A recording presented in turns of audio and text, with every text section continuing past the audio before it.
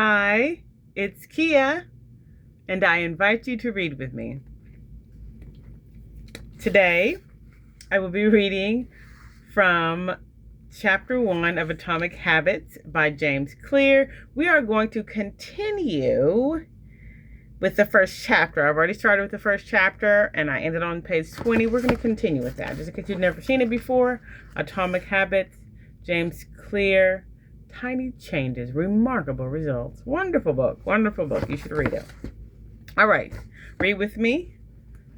What progress is really like. Imagine that you have an ice cube sitting on the table in front of you. The room is cold, and you can see your breath. It is currently 25 degrees. Ever so slowly, the room begins to heat up. 26 degrees, 27, 28. The ice cube is still sitting on the table in front of you. 29 degrees, 30, 31. Still, nothing has happened. Then 32 degrees. The ice begins to melt. A 1 degree shift, seemingly no different from the temperature increases before it, has unlocked a huge change. Breakthrough moments are often the result of many precious actions which build up the potential required to unleash a major change. This pattern shows up everywhere. Cancer spends 80% of its life undetectable, then takes over the body in months. Bamboo can barely be seen for the first 5 years as it builds extensive root systems underground before exploding 90 feet into the air within 6 weeks. Similarly, habits often appear to make no difference until you cross a critical threshold and unlock a new level of performance. In the early and middle ages of any quest, there is often a valley of disappointment. You expect to make progress in a linear fashion, and it's frustrating how ineffective changes can seem during the first days, weeks, and even months. It doesn't feel like you are going anywhere. It's a hallmark of any compounding process. The most powerful outcomes are delayed. This is one of the core reasons why it is so hard to build habits that last. People make a few small changes, fail to see a tangible result, and decide to stop. You think, I've been running every day for a month, so why can't I see any change in my body? Once this kind of thinking takes over, it's easy to let good habits fall by the wayside. But in order to make a meaningful difference, habits need to persist long enough to break through this plateau. What I call the plateau of latent potential. If you find yourself struggling to build a good habit or break a bad one, it is not because you have lost your ability to improve. It is often because you have not yet crossed the plateau of latent potential. Complaining about not achieving success despite working hard is like complaining about an ice cube not melting when you heat it from 25 to 31 degrees. Your work was not wasted. It is just being stored. All the action happens at 32 degrees. When you finally break through the plateau of latent potential, people will call it an overnight success. The outside world only sees the most dramatic event rather than all that preceded it. But you know that it's the work you did long ago, when it seemed that you weren't making any progress, that makes the jump today possible. It is the human equivalent of geological pressure. Two tectonic plates can grind against one another for millions of years, the tension slowly building all the while.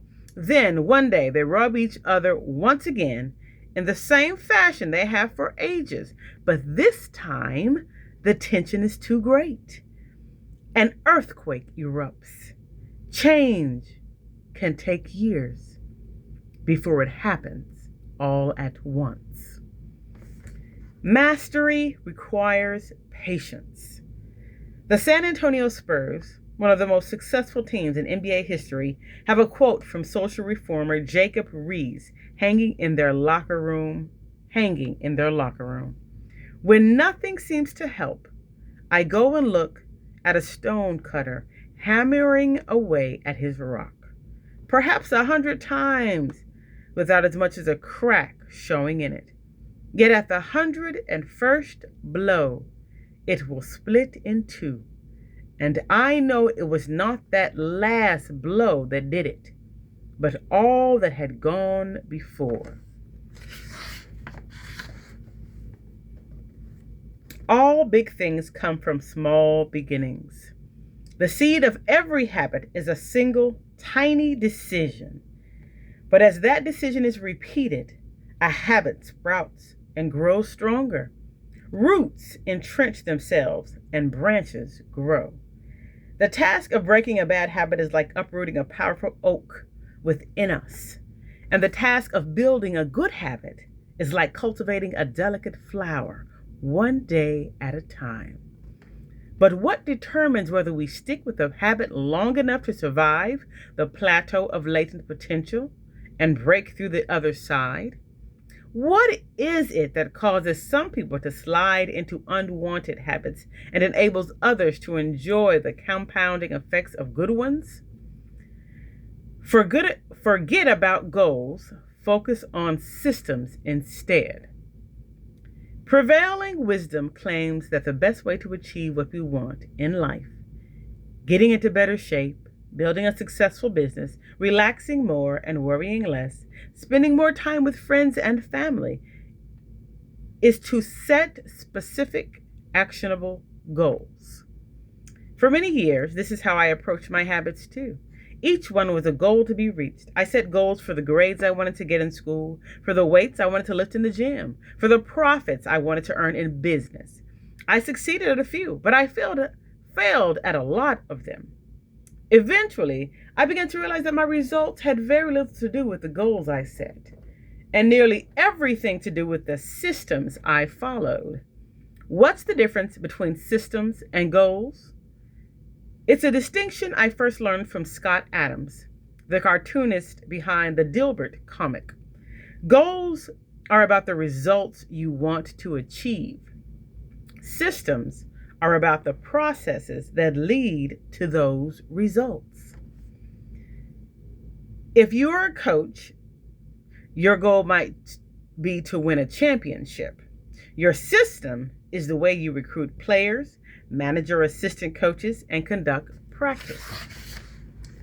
If you're an entrepreneur, your goal might be to build $1 million business. Your system is how you test product ideas, hire employees, and run marketing campaigns. If you're a musician, your goal might be to play a new piece. Your system is how often you practice, how you break down and tackle difficult measures, and your method for receiving feedback from your instructor. Now for the interesting question. If you completely ignored your goals and focused only on your system, would you still succeed? For example, if you were a basketball coach and you ignored your goal to win a championship and focused only on what your team does at practice each day, would you still get results? I think you would. The goal in any sport is to finish with the best score, but it would be ridiculous to spend the whole game staring at the scoreboard. The only way to actually win is to get better each day. In the words of 3-time Super Bowl winner Bill Walsh, the score takes care of itself.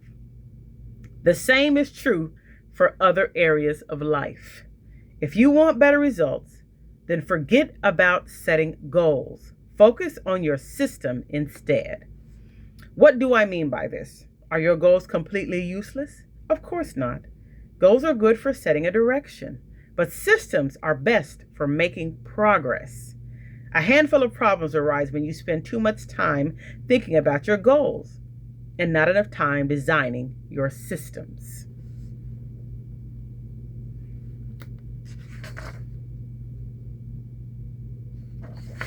Problem 1. Winners and losers have the same goals. Goal setting suffers from a serious case of survivorship bias. We concentrate on the people who end up winning, the survivors, and mistakenly assume that ambitious goals led to their success, while overlooking all of the people who had the same objective but didn't succeed. Every Olympian wants to win a gold medal. Every candidate wants to get a job. And if successful and unsuccessful people share the same goals, then the goal cannot be what differentiates the winners from the losers. It wasn't the goal of winning the Tour de France that propelled the British cyclists to top of the sport. Presumably, they had wanted to win the race every year before, just like every other professional team. The goal had always been there. It was only when they implemented a system of continuous small improvements that they achieved a different outcome. Problem number two, achieving a goal is only a momentary change. Imagine you have a messy room and you set a goal to clean it. If you summon the energy to tidy up, then you will have a clean room for now. But if you maintain the same sloppy pack rat habits that led to a messy room in the first place, soon you'll be looking at a new pile of clutter and hoping for another burst of motivation. You're left chasing the same outcome because you never changed the system behind it. You treated a symptom without addressing the cause. Achieving a goal only changes your life for the moment. That's the counterintuitive thing about improvement. We think we need to change our results, but the results are not the problem. What we really need to change are the systems that cause those results. When you solve problems at the results level, you only solve them temporarily.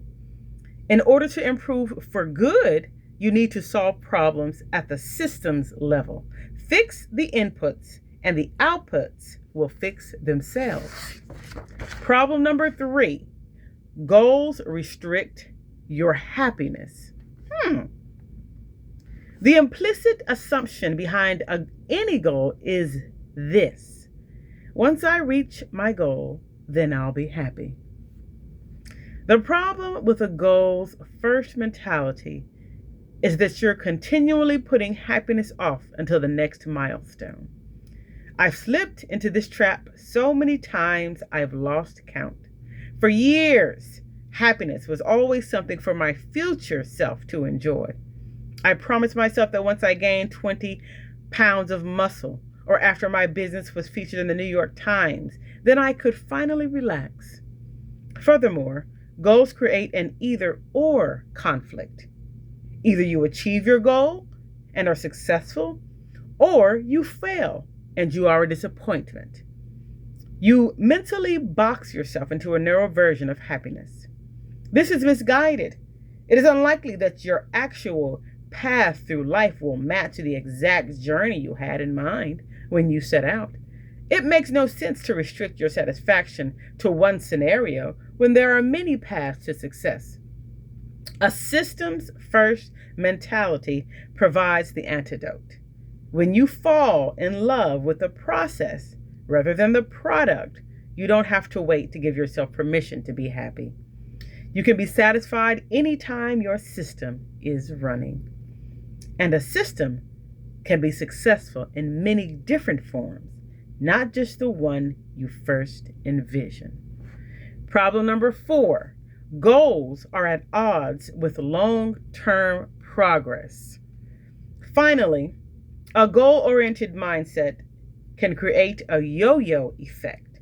Many runners work hard for months, but as soon as they cross the finish line, they stop training. The race is no longer there to motivate them. When all of your hard work is focused on a particular goal, what is left to push you forward after you achieve it? This is why many people find themselves reverting to their old habits after accomplishing a goal. The purpose of setting goals is to win the game. The purpose of building systems is to continue playing the game. True long-term thinking is goalless thinking. It's not about any single accomplishment. It is about the cycle of endless refinement and continuous improvement. Ultimately, it is your commitment to the process that will determine your progress. Thank you for reading with me.